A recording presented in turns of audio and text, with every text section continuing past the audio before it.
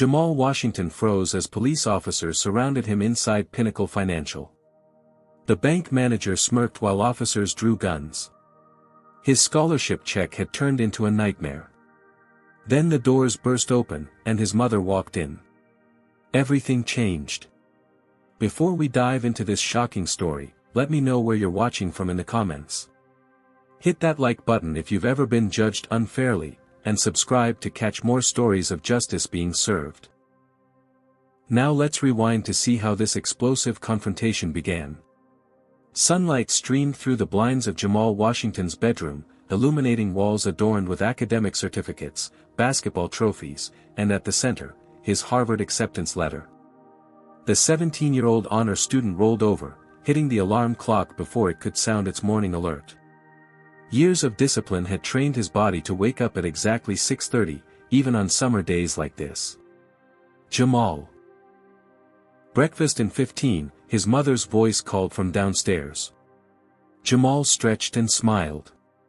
Today was a good day, he would finally deposit the $25,000 academic scholarship check that had arrived yesterday. The culmination of years of late-night studying, volunteering, and maintaining a perfect GPA despite the challenges that came with being one of the few black students at Westridge Academy. His room reflected the duality of his life. Scientific journals stacked beside basketball magazines, chess trophies next to his signed LeBron James jersey. Jamal had always straddled different worlds, excelling in each while never fully belonging to either. Downstairs, Tasha Washington moved efficiently around their spacious kitchen, her movements precise as she prepared breakfast while simultaneously reviewing quarterly reports on her tablet. At 42, Tasha had climbed from bank teller to financial executive through sheer determination and brilliance. Now, as CEO of Washington Global Investments, she managed billions in assets, yet still made breakfast for her son every morning they were both home. "Got a big day?" Jamal asked, noticing his mother's tailored navy suit instead of her usual business casual attire. "Board meeting at 9. We're finalizing the acquisition of Meridian Assets," she replied, sliding a plate of avocado toast and egg whites toward him. "And discussing increasing our stake in National Financial Group. That's Pinnacle's parent company, right?" Jamal reached for the orange juice. "Exactly." Tasha's fingers paused over her tablet. She looked up at her son with an expression he knew well, her teaching face. "Always know who owns what, Jamal. In finance, visible brands are just the surface. Real power lies in understanding the ownership structures beneath." Jamal nodded, having heard variations of this lesson throughout his childhood. His mother's wisdom had shaped him in ways he was only beginning to appreciate. Tasha reached into her leather portfolio and pulled out an envelope. "Don't forget to deposit this today." Jamal took the scholarship check, still amazed at the amount. $25,000. "Still can't believe it." "You earned every penny," Tasha said, pride evident in her voice. Then her expression shifted subtly. "Which branch are you going to?" "Probably Pinnacle on 5th. It's near the mall where I'm meeting Andre." Tasha nodded, her face now carefully neutral. "Just remember what we've talked about." Jamal resisted the urge to roll his eyes. He knew what was coming, the same conversation they'd had countless times. "Mom, I know. Dress properly, speak clearly, keep receipts, don't put my hands in my pockets, always get the banker's name." Tasha reached across the granite countertop and took her son's hand. "I know these conversations are tiresome, but they're necessary. Our success doesn't make us immune, Jamal. Sometimes it makes the target bigger." "I know, Mom." His voice softened, recognizing the fear behind her warnings, a fear born from her own experiences. "I have to be in meetings until around 3, but call if you need anything." "Anything at all." She squeezed his hand before returning to her tablet. An hour later, Jamal sat in the passenger seat of Andre Mitchell's second-hand Honda Civic, the two friends cruising with windows down, summer air whipping through the car. "Man, Harvard won't be ready for you," Andre said, turning down the music as they pulled into the mall parking lot. "You're gonna run that place?" Jamal laughed. "Let me get through orientation first." Inside the mall, they wandered through stores, killing time before Andre's girlfriend Zoe would meet them for lunch. In Bentley's, an upscale men's store, Jamal noticed a sales associate following them between clothing racks, pretending to rearrange already perfect displays. "Can I help you find something?" the associate finally asked, his tone suggesting the only thing they needed help finding was the exit. "Just browsing," Jamal replied politely. Once outside the store, Andre shook his head. "Some things never change, huh?" "What do you mean?" "Come on, man. That dude was watching us like we were gonna stuff shirts down our pants or something." Jamal shrugged. "Maybe he's just bored." Andre gave him a sideways look. "Your mom's done too good a job protecting you, bro. This is what I deal with every day." Jamal fell silent, knowing Andre was right. His mother's success had buffered him from some realities that his friends faced regularly. Not completely, he'd had his share of being pulled over for routine checks while driving his BMW, teachers expressing surprise at his articulate presentations, people crossing the street when they saw him approaching, but enough that he could still maintain his optimism. "Hey, I'm gonna head to the bank while you meet Zoe," Jamal said, checking his watch. "Catch up with you guys after." Andre bumped his fist. "Sure thing, Harvard. Don't spend all that scholarship money in one place." Jamal laughed as they parted ways, not knowing that his next stop would shatter the careful bubble his mother had built around him. Pinnacle Financial's Fifth Avenue branch gleamed with marble floors and mahogany desks, the kind of old-money aesthetic designed to make wealthy clients feel secure and everyone else feel slightly intimidated. Jamal pushed through the revolving door, unconsciously straightening his posture as he entered. He'd chosen to wear jeans and a black hoodie, comfortable for the mall, but now he wished he'd dressed more formally as his mother always advised. The branch was moderately busy for a Tuesday afternoon. A row of tellers served customers behind a long counter, while relationship bankers sat at desks helping clients with more complex transactions. Security cameras blinked silently from corners, recording everything. From her glass-walled office, Stephanie Morris watched the young black man enter her branch. At 48, Stephanie had recently been appointed manager after the previous one retired. What her resume didn't show were the 3 complaints of racial discrimination filed against her at previous institutions, all settled quietly with no admission of wrongdoing. Stephanie's eyes narrowed as she observed Jamal join the line. Something about him triggered her suspicions immediately, perhaps the hoodie, perhaps the confident way he carried himself, which she interpreted as arrogance. Whatever it was, she found herself watching him instead of returning to the quarterly reports on her computer. Jamal stood patiently in line, scrolling through his phone.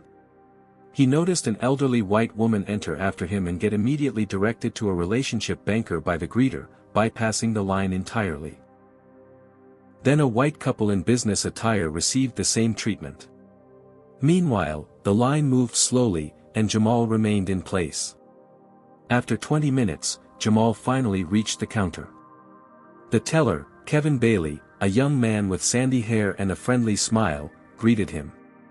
"Good afternoon, welcome to Pinnacle Financial. How can I help you today?" "I'd like to deposit this check, please," Jamal said, sliding the scholarship check and his ID across the counter. Kevin's eyebrows rose slightly at the amount, but he maintained his professional demeanor. "Congratulations. That's quite an achievement. Do you have an account with us?" "Yes, I've had a student account here for about 4 years." Kevin typed Jamal's information into the computer. "I see it here. For a deposit of this size, I'll need manager approval. It's standard procedure. Do you mind waiting a moment?" "No problem," Jamal replied, though he noted that the white businessman who had deposited a check before him hadn't required any manager approval. Kevin picked up his phone and spoke quietly, glancing at Jamal occasionally. A minute later, Stephanie Morris emerged from her office, approaching the counter with a thin smile that didn't reach her eyes. "I'm Stephanie Morris, the branch manager," she said, not extending her hand. "We need to discuss this check." Jamal nodded politely. "Of course. Where did you get this check?" Her tone was immediately interrogative. "It's a scholarship for Harvard. I can show you the award letter if you'd like." "And why is it such a large amount?" She held the check as if it might be contaminated. "It covers tuition and expenses for my first year," Jamal explained, maintaining his composure though he felt heat rising in his neck. Stephanie looked from the check to Jamal's casual clothes, making no attempt to hide her skepticism. "Do you have any additional identification? This seems highly unusual." By now, other customers were watching the interaction. The security guard, Frank Wilson, had moved closer, positioning himself just behind Jamal. "I have my student ID and my driver's license," Jamal replied, pulling them from his wallet. "Also, the check is issued from the Westridge Foundation. You can call them to verify." Stephanie examined his IDs with exaggerated scrutiny. These could be fake. Jamal blinked, taken aback by the accusation. "Excuse me?" "Wait here," Stephanie said, taking the check and his identification. "I need to verify this." As she walked away, Jamal noticed other customers watching, some with discomfort, others with curiosity. He felt exposed, as if he'd done something wrong simply by trying to deposit his hard-earned scholarship. Jamal pulled out his phone and called his mother, but the call went to voicemail. He sent a quick text. "Having some trouble at Pinnacle on 5th with my scholarship check. Nothing serious but weird vibes." From her office, Stephanie wasn't calling the Westridge Foundation. Instead, she was dialing the police. "Yes, I need to report a possible fraud in progress," she said quietly into the receiver. "Young male, African American, attempting to deposit what appears to be a fraudulent check for $25,000. No, he's still here. Thank you." She hung up, a small smile playing at her lips as she looked through the glass at Jamal waiting by the counter. In her mind, she was protecting her bank from fraud. It never occurred to her to question why she had immediately assumed fraud rather than achievement when presented with a young black man's scholarship check. When Jamal overheard a teller whisper to another, "Police are coming," he felt his stomach drop. The realization hit him hard. This was exactly what his mother had always warned him about. The atmosphere in Pinnacle Financial shifted the moment the first police cruiser pulled up outside. Customers who had been conducting their business paused, heads turning toward the entrance. Jamal's heart pounded against his ribs as he watched two officers push through the revolving door. Officer Daniel Hayes entered first, a veteran cop in his 40s with salt and pepper hair and a face that had seen everything the city had to offer. Behind him strode Officer James Reynolds, younger and more aggressive, his hand already resting near his holster as his eyes scanned the bank interior. Stephanie Morris moved quickly to intercept them, her heels clicking purposefully across the marble floor. "Officers, thank you for your prompt response," she said, her voice carrying just enough for Jamal to hear. She gestured discreetly toward him. "That's him by the counter. He tried to deposit a check that's clearly fraudulent." Jamal remained frozen in place, his mother's warnings echoing in his mind, "Keep your hands visible. Speak clearly. Don't make sudden movements." He watched as several customers pulled out their phones, sensing the drama unfolding. The bank had become eerily quiet, the only sounds being the soft electronic beeps of ATMs and the air conditioning humming overhead. The officers approached Jamal from different angles, a tactic he recognized from the police procedurals he watched. Officer Hayes spoke first, his tone professional but not immediately hostile. "Good afternoon, sir. We received a call about a possible fraudulent transaction. Mind telling us what you're doing here today?" Before Jamal could answer, Stephanie interjected. "He presented this check," holding up Jamal's scholarship check as if it were evidence in a crime scene. $25,000. Claims it's a scholarship, but our verification process indicates potential fraud. I just came to deposit my scholarship check, Jamal explained, keeping his voice steady despite the adrenaline surging through his system. I've been a customer here for 4 years. The check is from the Westridge Foundation.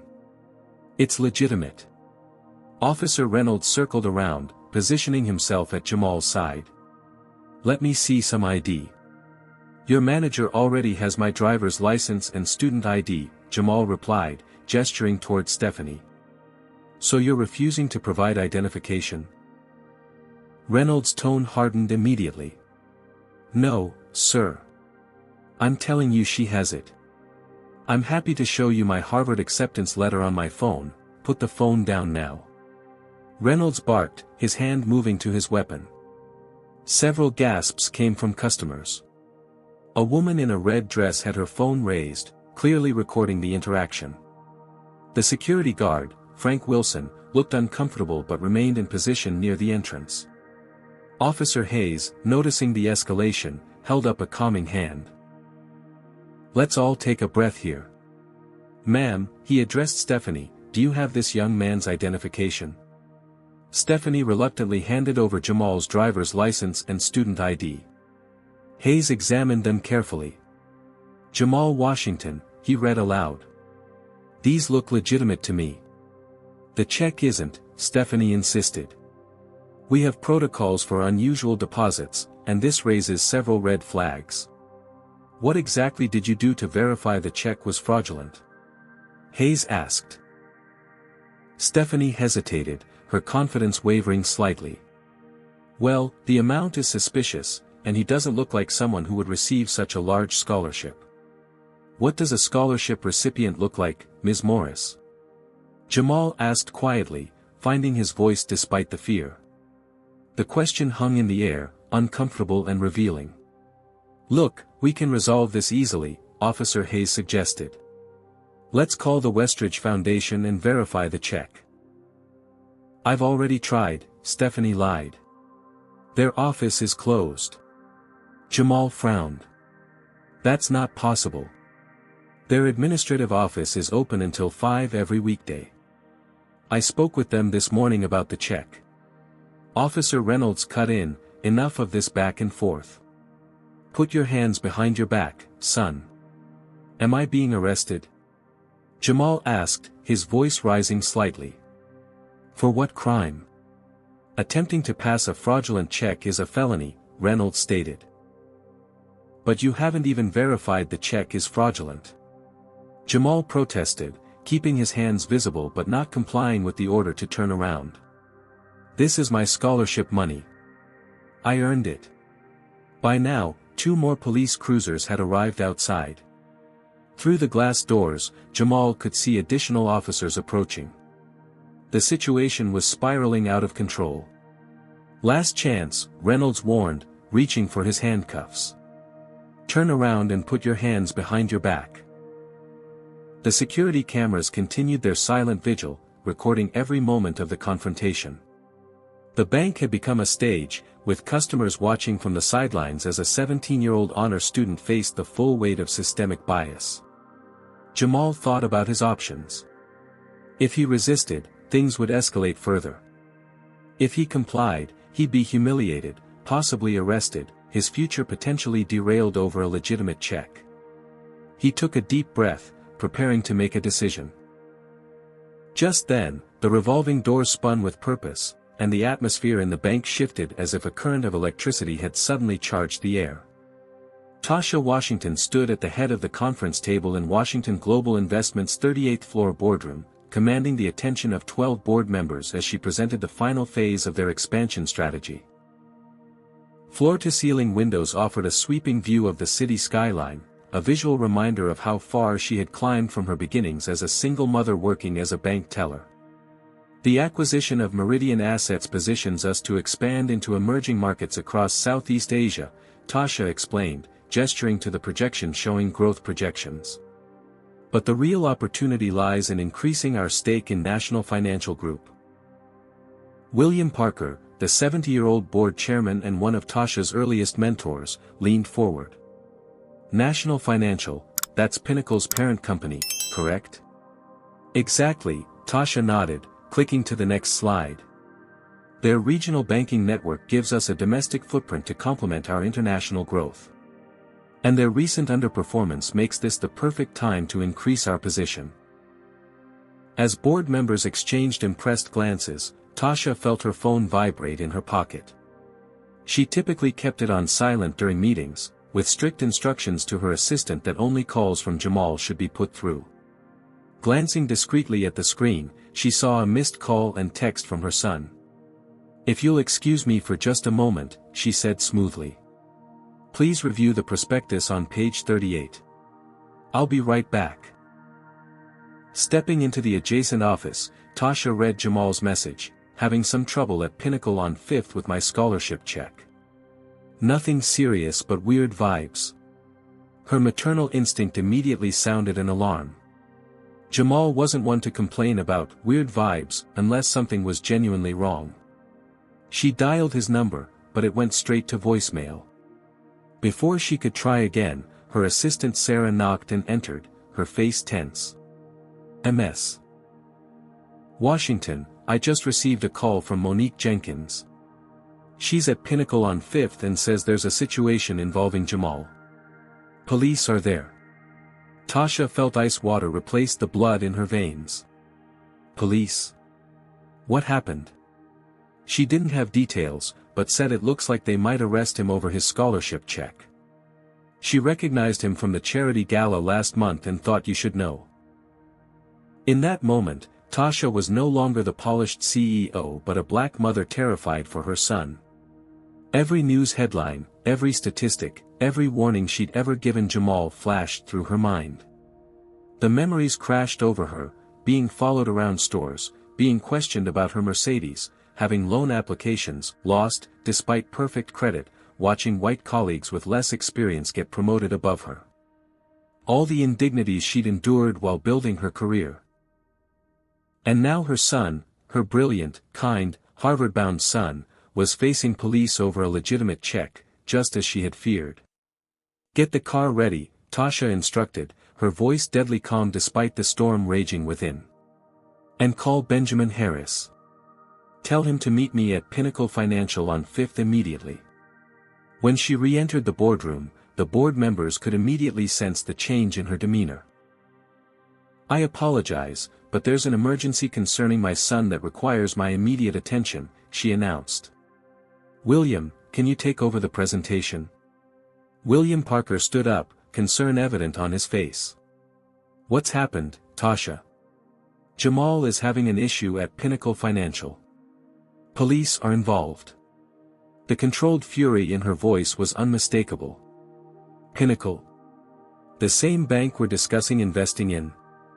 William asked, connecting the dots instantly. "The very same." William grabbed his suit jacket. "I'm coming with you. This meeting is adjourned until further notice." As they rode the elevator down, Tasha made more calls, leveraging her network to gather information. By the time they reached the car, she had learned that Stephanie Morris, the branch manager, had a history of racial bias complaints at previous institutions. 3 separate incidents settled quietly. Information that hadn't appeared in regular background checks but was available to someone with Tasha's connections. "What's your opinion on how Stephanie handled this situation?" Comment 1, if you think she was just doing her job to protect the bank. Comment 2, if you believe she racially profiled Jamal without cause. Comment 3, if you would have handled it differently, and tell us how. Don't forget to hit that like button if you've ever been misjudged based on appearances, and subscribe for more stories about justice and standing up to discrimination. Now, what do you think will happen when Tasha arrives at the bank? Will she be able to protect her son from this injustice? Let's find out as our story continues. The revolving door at Pinnacle Financial spun forcefully as Tasha Washington entered, flanked by William Parker and Benjamin Harris, her personal attorney.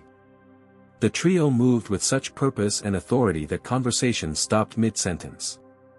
Heads turned, sensing the shift in power dynamics as palpable as a change in barometric pressure. Tasha wore a tailored navy suit that screamed executive power, her short natural hair framing a face that currently balanced maternal concern with cold fury. At 57, William Parker, tall, distinguished, and undeniably white, projected the old money gravitas that still opened doors in certain circles.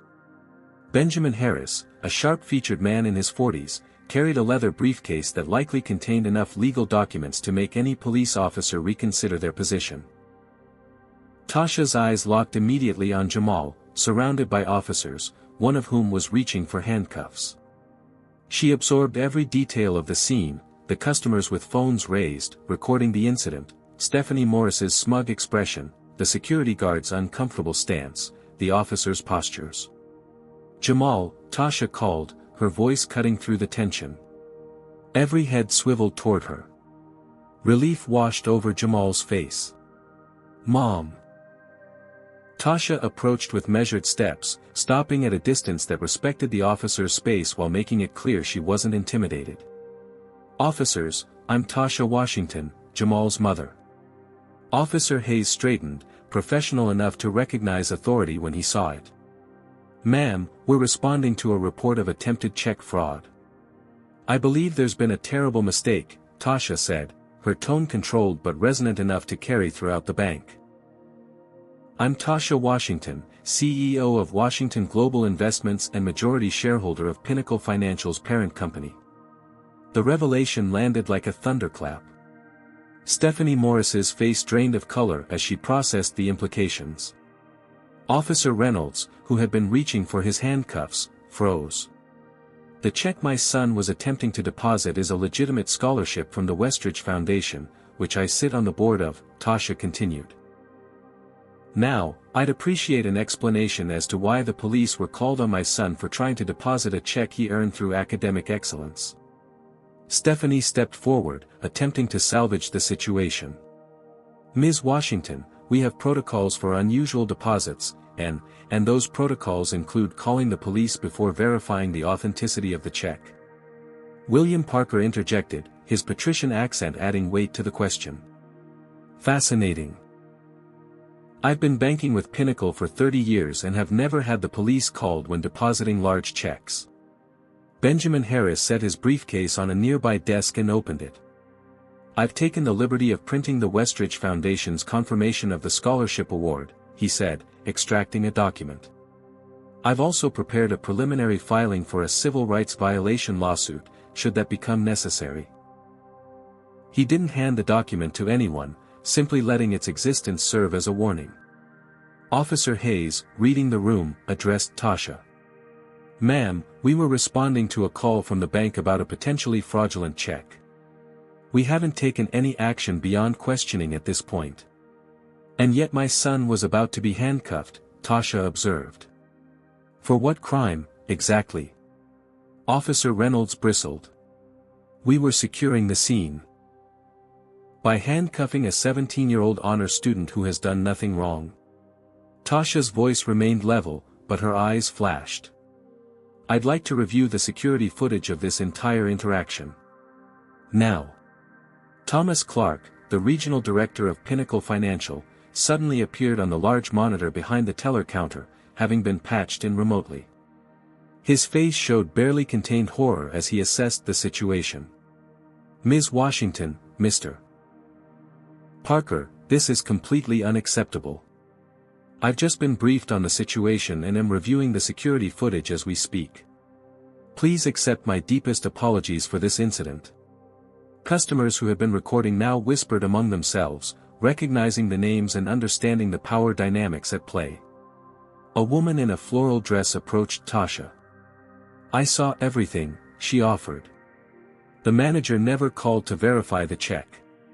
She just called the police right away. I have it all on video." Others nodded, several stepping forward to corroborate the story. The collective witness testimony created a damning picture of racial profiling. "Let's continue this conversation somewhere more private," Thomas Clark suggested from the monitor. "Ms. Morris, please escort everyone to the conference room." Stephanie, now visibly shaking, led the group toward the back of the bank. As they walked, William Parker fell in step beside Officer Reynolds. "You know," William said conversationally, "my grandson is about Jamal's age. Deposits large checks for his trust fund regularly. Funny how he's never had guns drawn on him." Reynolds had no response. In the conference room, the security footage played on a large screen, showing the entire interaction from Jamal's entrance to the current moment. The visual evidence was damning. White customers directed immediately to bankers while Jamal waited in line, Stephanie's dismissive body language, her immediate call to police without attempting to verify the check. "Ms. Morris," Thomas Clark said from the video conference screen, "you're placed on administrative leave effective immediately, pending investigation." "But I was following protocol for suspicious transactions," Stephanie protested. "Was it protocol when you told the officers the check was fraudulent without verifying?" Benjamin Harris asked. "Or when you claimed to have called the Westridge Foundation when phone records will show you made no such call?" Officer Hayes turned to Jamal. "Mr. Washington, I apologize for this situation. It appears we were called under false pretenses." Officer Reynolds, however, couldn't resist a parting shot. "Still, hanging around in a hoodie in a high-end bank. You have to admit it looks suspicious." The room fell silent at the naked bias in the statement. Tasha's gaze locked onto Reynolds. "Officer, did you just suggest my son deserved police interrogation because of his clothing choice? Would you like to clarify that statement for the record?" Reynolds realized too late the hole he had dug for himself. His face reddened as he fumbled for words. Thomas Clark cleared his throat from the screen. "Ms. Washington, Mr. Washington, on behalf of Pinnacle Financial, I want to extend our sincerest apologies. This incident reflects a failure at multiple levels, and we take full responsibility. We would like to make this right." "Making it right goes beyond this incident," Tasha replied. "This is about systemic issues that affect people without my resources or connections every day. People who don't have CEOs and board chairmen rushing to their defense when they're racially profiled." Jamal, who had remained remarkably composed throughout the ordeal, finally spoke. "I just wanted to deposit my scholarship check. That's all. Instead, I was treated like a criminal in front of everyone." His simple statement cut through the corporate apologies and legal maneuvers, reminding everyone of the human cost of bias. As they prepared to leave the conference room, the bank's atmosphere had transformed. News vans had begun to gather outside, tipped off by customer videos already circulating on social media. Stephanie Morris sat alone, her career imploding in real time. The officers withdrew, with Hayes looking genuinely remorseful while Reynolds maintained his defensive posture. Thomas Clark made one final plea from the screen. "Ms. Washington, perhaps we can discuss compensation and a confidentiality agreement." "We'll be in touch through our attorneys," Tasha replied, her arm around Jamal's shoulders as they walked out, William and Benjamin flanking them protectively. As they stepped outside, camera flashes greeted them, reporters shouting questions about what had happened inside Pinnacle Financial. The incident was no longer just a personal humiliation, it had become a public referendum on banking while black in America. The ride home passed in heavy silence, the adrenaline of the confrontation giving way to emotional exhaustion. Tasha kept her hand on Jamal's knee, a physical reminder of her presence and protection. Benjamin Harris sat opposite them in the town car, typing furiously on his tablet, while William Parker had departed in his own vehicle, promising to call later. When they arrived at the Washington home, a spacious colonial in an affluent neighborhood, Jamal headed straight for the kitchen. Tasha found him there, methodically making a sandwich, his movements precise and controlled. "You okay?" she asked softly. Jamal placed the top slice of bread on his sandwich, then looked up. "Did you know this would happen to me someday? Is that why you always gave me those warnings?" The question pierced Tasha's heart. "I hoped it wouldn't. I did everything I could to protect you, the right neighborhood, the right school, the right connections. But yes, I knew it was still possible." It wasn't even about the money, Jamal said, staring at his untouched sandwich. It was about her looking at me and deciding I didn't belong there. That I couldn't possibly have earned that check.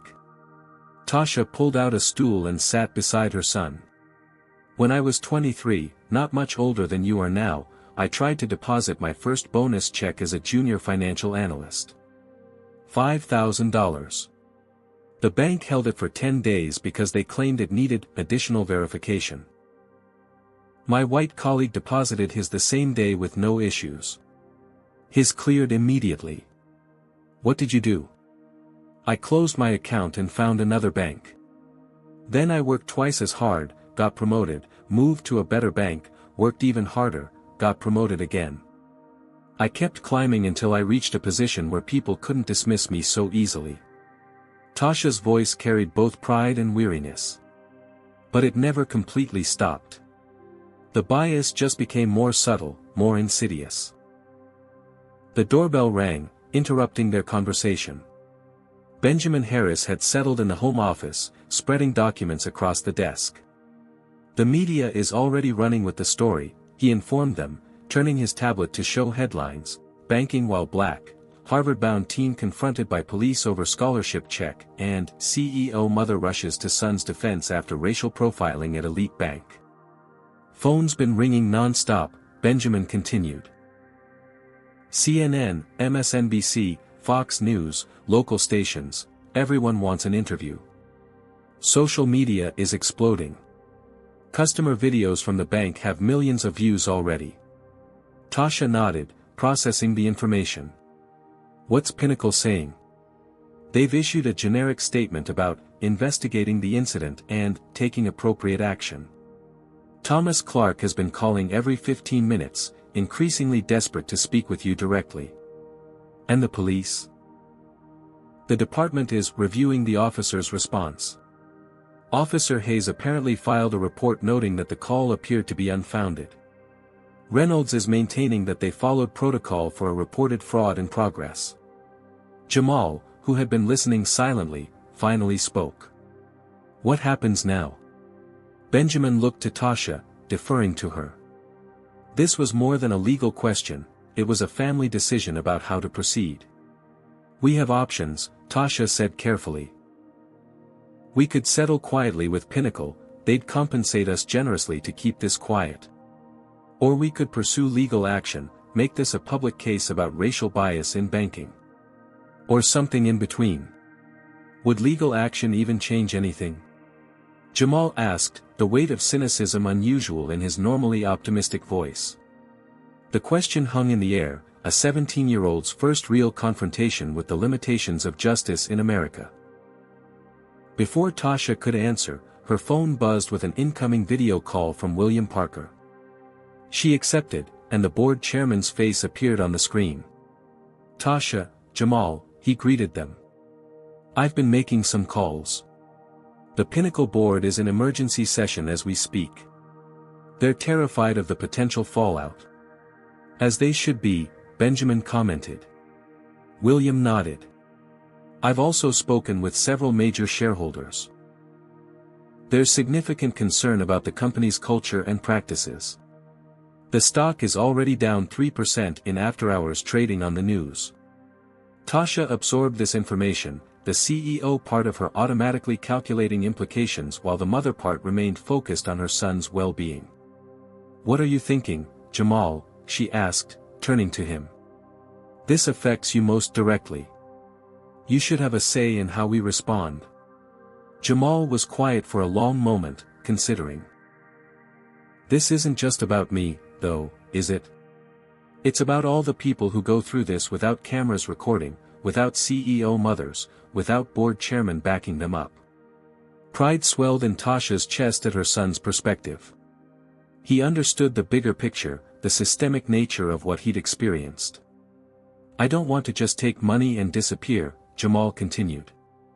But I also don't want to become that kid from the bank video for the rest of my life. There has to be something in between. William's voice came through the speaker. What if we use this as leverage for actual change? Not just at Pinnacle, but in the banking industry more broadly. Tasha nodded, ideas already forming. Mandatory anti-bias training, transparent policies for check verification that don't depend on subjective judgment, community investment initiatives. And new financial literacy programs for underserved communities, Jamal added. Most of my friends don't even know how banks work because their parents use check cashing places and money orders. As they began outlining a comprehensive response strategy, Tasha's phone continued buzzing with media requests. Pinnacle Financial stock continued its decline. Stephanie Morris was giving tearful interviews claiming she was just following protocol. Officer Reynolds was being investigated for previous complaints of racial bias. The world outside was reacting, but inside the Washington home, a mother and son were transforming a traumatic experience into a catalyst for change. The security footage from Pinnacle Financial continued to circulate online, viewed millions of times, another entry in America's ongoing conversation about race, privilege, and power. But unlike many viral incidents of bias, this one featured something unusual. Immediate consequences for those responsible, and a family with the resources and determination to demand meaningful reform. By the time the morning sun streamed through the kitchen windows, Tasha and Jamal had been awake for hours. Sleep had come fitfully, if at all, as the adrenaline and emotion of the previous day continued to course through their systems. Tasha found her son sitting at the kitchen island, scrolling through social media on his tablet. "It's everywhere," he said without looking up. #banking while black is trending. There are memes about mom rushing in to save the day. Someone edited the video to make it look like you had superhero music playing when you walked in. Tasha set a mug of coffee in front of him. "How are you feeling about all of this?" Jamal put down the tablet and wrapped his hands around the warm mug. "Weird. Like, part of me is still processing what happened, and another part is watching the world react to it like it's some kind of movie scene." He paused. "Some of my friends are texting, asking if I'm okay. Others want to know if they can share the video. A few news sites have tried to contact me directly." "You don't have to respond to any of that right now," Tasha assured him. "We have time to decide how we want to handle this." Benjamin Harris arrived at 8, carrying a thick folder of printouts. He spread them across the dining room table, news articles, social media analytics, statements from Pinnacle Financial, the police department, and various community organizations. "The story has gone national," he reported. "Every major network wants interviews. Pinnacle's stock opened down 7%. Thomas Clark has issued a formal apology and announced Stephanie Morris has been terminated, not just suspended." "That was quick," Tasha noted. "They're in damage control mode," Benjamin explained. "Morris isn't helping their case. She gave an interview claiming she was just following protocol and is now being scapegoated. Unfortunately for her, former colleagues are coming forward with stories of similar incidents at her previous positions." The doorbell rang, and William Parker entered, looking grave. "The board of National Financial Group wants to speak with you, Tasha. They're panicking about the potential impact on all their banking subsidiaries." As they gathered around the table, the house phone rang continuously. Tasha had instructed her assistant to field all calls, only putting through those from a pre-approved list. "Before we decide anything," Tasha said, "I want to hear from Jamal. This is his experience. His future. His story." All eyes turned to Jamal, who straightened in his chair. Despite the emotional toll of the previous day, he spoke with clarity and purpose. "I've been thinking about what happened. Not just at the bank, but everything after. How quickly things changed once they realized who Mom was. How different it would have been if I was just some regular kid without connections." He paused. "That's what bothers me the most. The system worked for me, but only because I had power behind me. What about everyone else?" Tasha felt a complex mixture of pride in her son's maturity and sorrow that he had to develop this awareness through such a painful experience. "I want to do something that helps change the system, not just get justice for myself," Jamal continued.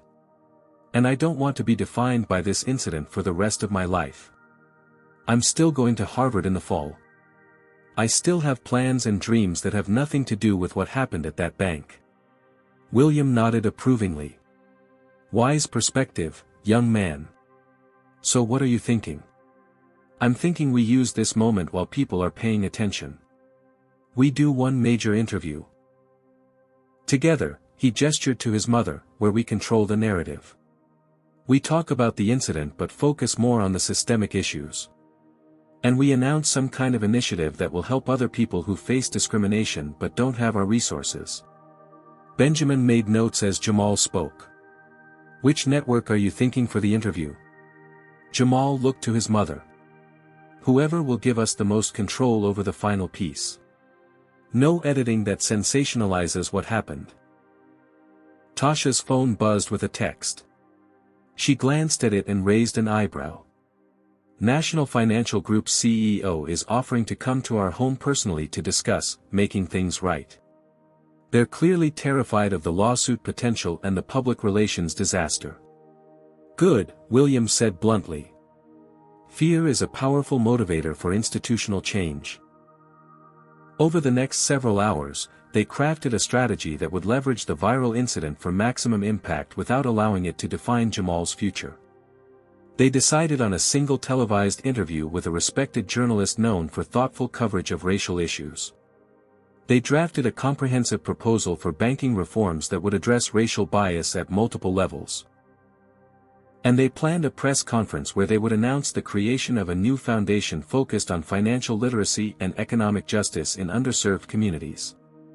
Throughout the day, more videos from Pinnacle Financial surfaced, showing different angles of the confrontation. One particularly damning clip captured Stephanie Morris telling Officer Reynolds that she had verified the check was fraudulent, when she had made no attempt to do so. Social media exploded with people sharing their own stories of banking discrimination under the hashtag #BankingWhileBlack.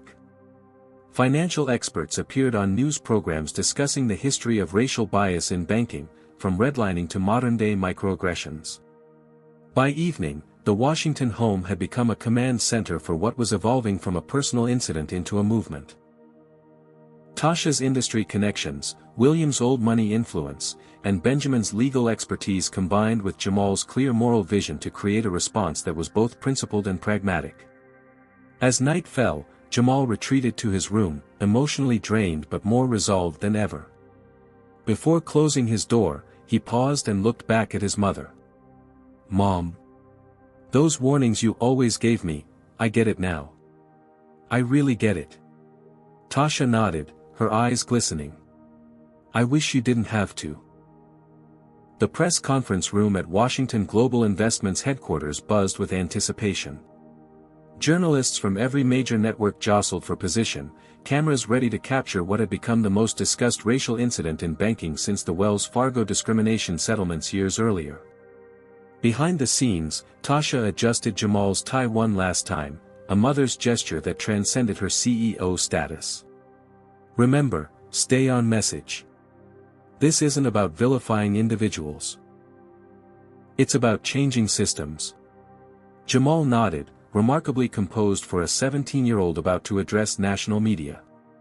"I've got this, Mom." When they stepped onto the small stage, camera flashes erupted like lightning. Tasha took her place at the podium, Jamal standing tall beside her. William Parker and Benjamin Harris flanked them, a visual representation of the coalition they had formed. "Good morning," Tasha began, her voice clear and authoritative. "Thank you all for coming. 4 days ago, my son Jamal went to deposit his Harvard scholarship check at Pinnacle Financial and was met with suspicion, humiliation, and ultimately, police intervention, not because of any legitimate concern about fraud, but because of assumptions made based on the color of his skin." The room fell silent as she continued, "This incident reflects a reality that Black Americans face daily in financial institutions across this country. The only unusual aspect of our experience is that we had the resources and platform to demand accountability."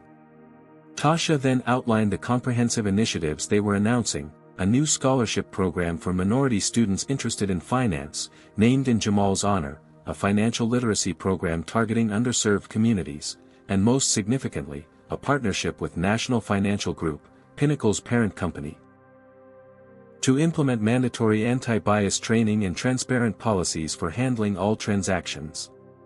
National Financial Group has agreed to fund these initiatives as part of their commitment to addressing the systemic issues that led to this incident, Tasha explained. While this doesn't erase what happened, it represents a meaningful step toward preventing similar incidents in the future. When Jamal stepped up to the microphone, the room leaned forward collectively. His voice, steady and thoughtful, belied his youth. "What happened to me at Pinnacle Financial was humiliating and frightening," he began. "But I recognize that my experience ended differently than it does for many young black men because of my mother's position and connections. That privilege comes with responsibility." He detailed his vision for the scholarship program and his commitment to working on financial literacy initiatives before heading to Harvard in the fall. "I don't want to be defined by this incident, but I won't pretend it didn't change me. It opened my eyes to realities my mother had tried to prepare me for, and it strengthened my resolve to be part of creating a more equitable financial system." The press conference concluded with the announcement that Tasha had been invited to join a presidential commission on financial equality, a role she had accepted with the explicit goal of addressing racial disparities in banking access and treatment. As questions came from reporters, Tasha and Jamal navigated them deftly, staying focused on systemic changes rather than personal grievances. When asked about Stephanie Morris, Tasha simply said, "This isn't about one person's bias. It's about the systems that enable that bias to impact people's lives." Behind the scenes, the reckoning continued in both public and private spheres. Stephanie Morris had become the face of banking discrimination, giving tearful interviews claiming she was being scapegoated. Her attempt to portray herself as the victim backfired spectacularly when former colleagues came forward with accounts of similar incidents at her previous positions. "I was just following protocol," became a mocking catchphrase online, emblematic of how bias often hides behind procedure and policy. Officer Reynolds faced an internal affairs investigation after journalists uncovered a pattern of racial bias complaints throughout his career. His body camera footage from the bank incident, eventually released under public pressure, revealed comments that contradicted his official report. Officer Hayes, meanwhile, had reached out to Jamal personally, apologizing for his role in the incident and asking to meet to discuss how police could better handle similar situations in the future. At Pinnacle Financial, Thomas Clark implemented immediate changes, removing managers' discretion to call police without attempting to verify suspicious transactions, creating a clear checklist for handling large deposits that removed subjective judgment, and hiring a respected diversity consultant to overhaul their training programs. National Financial Group, under intense public and shareholder pressure, announced a comprehensive audit of practices across all their banking subsidiaries, with results to be made public and actionable. Not everyone supported these changes. Tasha received criticism from some board members concerned about negative publicity. Conservative commentators accused her of playing the race card and leveraging the incident for personal gain. Online trolls targeted both Tasha and Jamal with racist messages. Yet for every critic, there were many more who recognized the significance of what the Washingtons had accomplished. Jamal received hundreds of messages from young black men and women sharing similar experiences, thanking him for speaking out, telling him he had given voice to what they had endured silently. One evening, as they reviewed the latest developments in their home office, Jamal showed Tasha an email that had particularly moved him. It was from a 16-year-old in Detroit who had been accused of check fraud the previous year when trying to deposit money from his first job. Unlike Jamal, he had been arrested, spending a night in juvenile detention before the mistake was discovered. No apologies had been offered, no systems changed. "That could have been me," Jamal said quietly. "If you hadn't arrived when you did, if we didn't have the connections we have." Tasha placed her hand over his. "That's why we're doing this work. So next time, it won't matter who someone's mother is or what connections they have. They'll be treated with dignity regardless." The incident at Pinnacle Financial had become more than a viral moment or a news cycle story. It had catalyzed conversations in boardrooms, police departments, and households across America about the persistent reality of banking while black.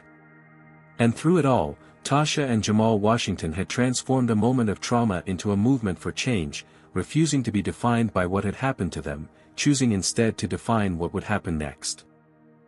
The lecture hall at Harvard Business School hummed with anticipation as students filed in for the special symposium on financial equity in practice.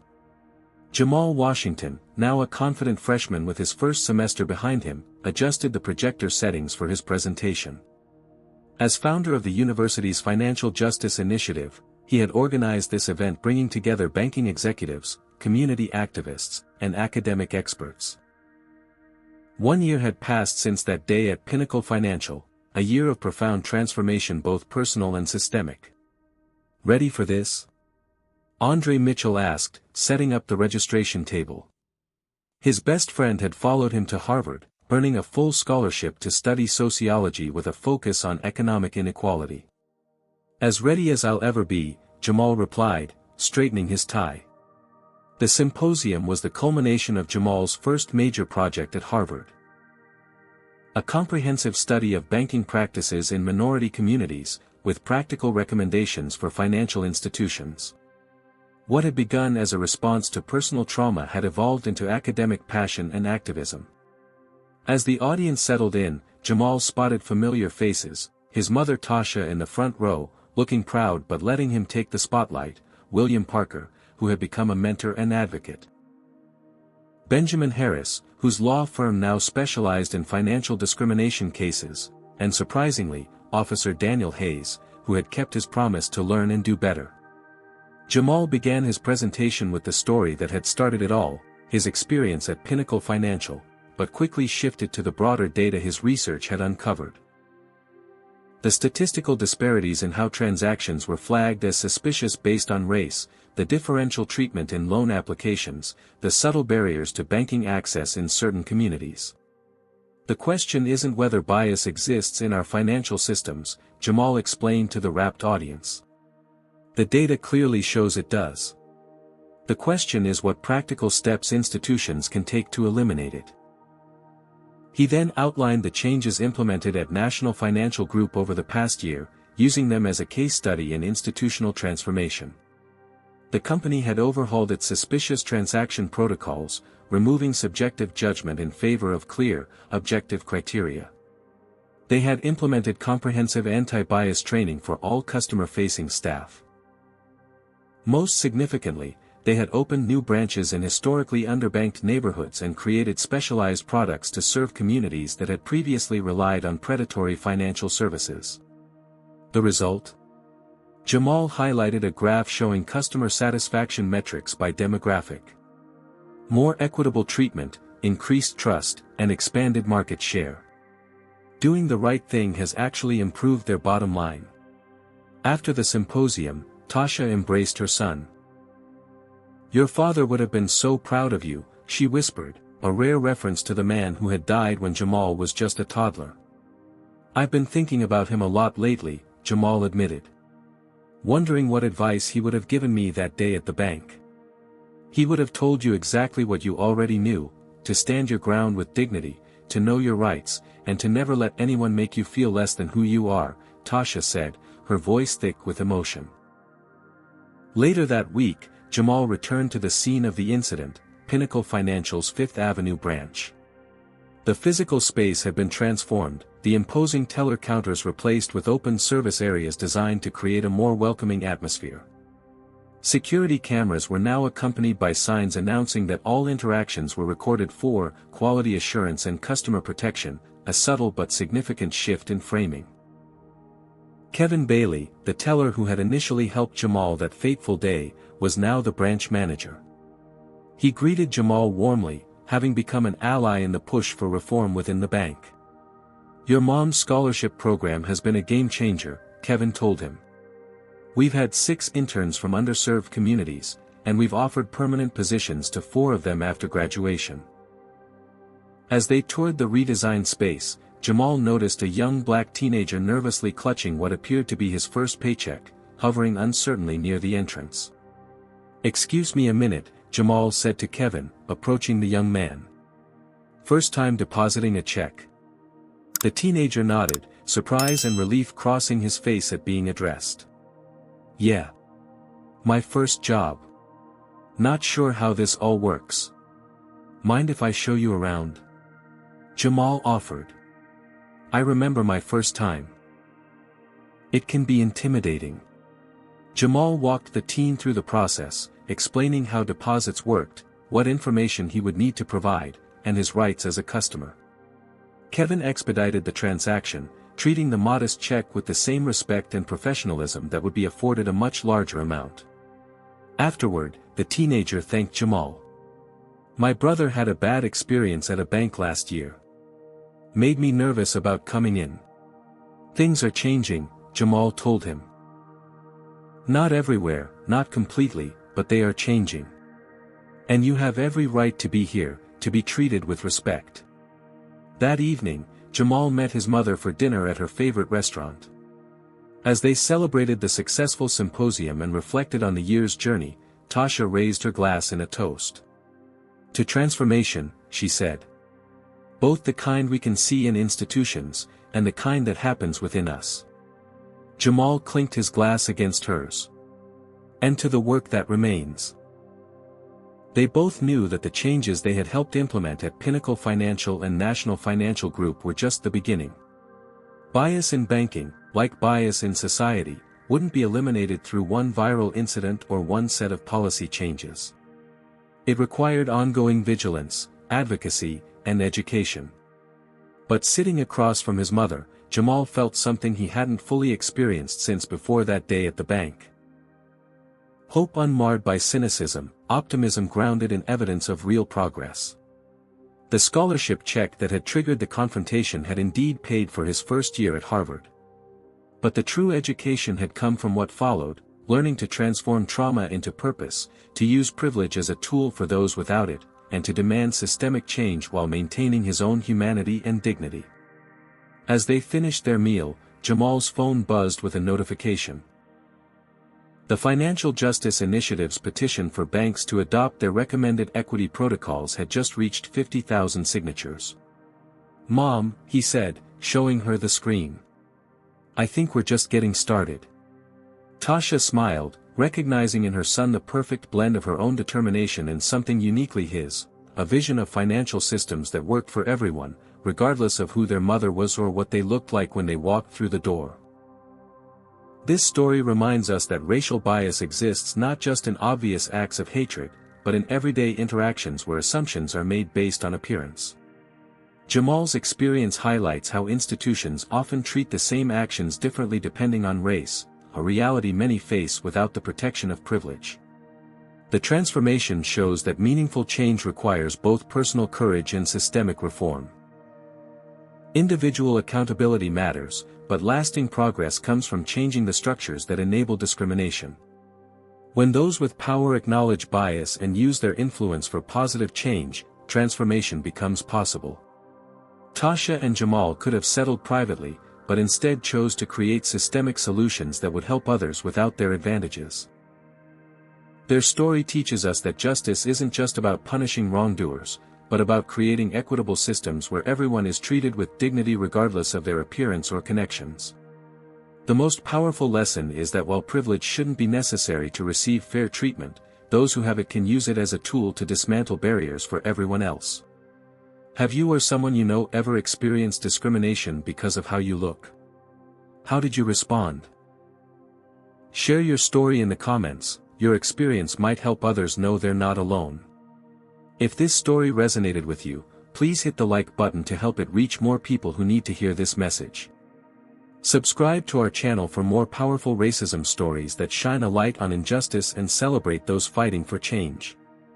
Share this video with someone who might need to understand these realities better. Thank you for listening to Jamal and Tasha's journey. Remember, standing up against discrimination isn't just for those directly affected, it's a responsibility we all share in creating a more just world.